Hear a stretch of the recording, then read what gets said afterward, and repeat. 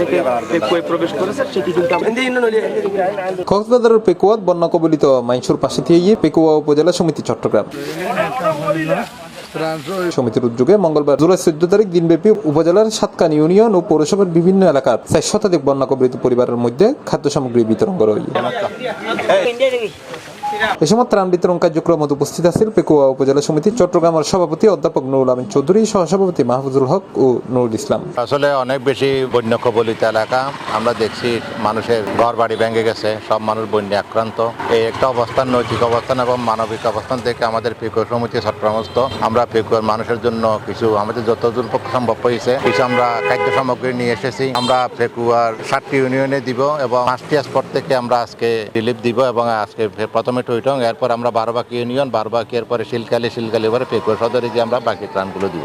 আপনারা পেকুয়া উপজেলা সমিতি চট্টগ্রামের জন্য দোয়া করবেন, আপনারা চট্টগ্রামস্থ পেকুয়াবাসীর জন্য দোয়া করবেন। আপনারা জেনে আনন্দিত হবেন এই পেকুয়া সমিতি 2004 সালে প্রতিষ্ঠা হওয়ার পর থেকে অদ্যবধি পেকুয়াবাসীর যে কোনো সুখে দুঃখে বিপদে আপদে যে কোনো সামাজিক কর্মকাণ্ডে আমরা আমাদের সাধ্যমতো আমাদের সাহায্যের হাত বাড়িয়ে দিয়েছি। তারা ধারাবাহিকতা আজকের এই প্রোগ্রাম। এছাড়াও এটা উপস্থিত আছেন সাধারণ সম্পাদক অধ্যাপক আব্দুর রহিম, যুগ্ম সাধারণ সম্পাদক ত্রাণ কমিটির আহ্বায়ক সিরাজুল মুস্তাফা, জয়েন্ট সেক্রেটারি আক্তার কামাল, কার্যনির্বাহী কমিটির সদস্য ইয়ার মোহাম্মদ, মুসলিউদ্দিন ও মিজানুল করিম সহ সমিতির অন্যান্য সদস্য এবং স্থানীয় গণ্যমান্য ব্যক্তিবর্গ।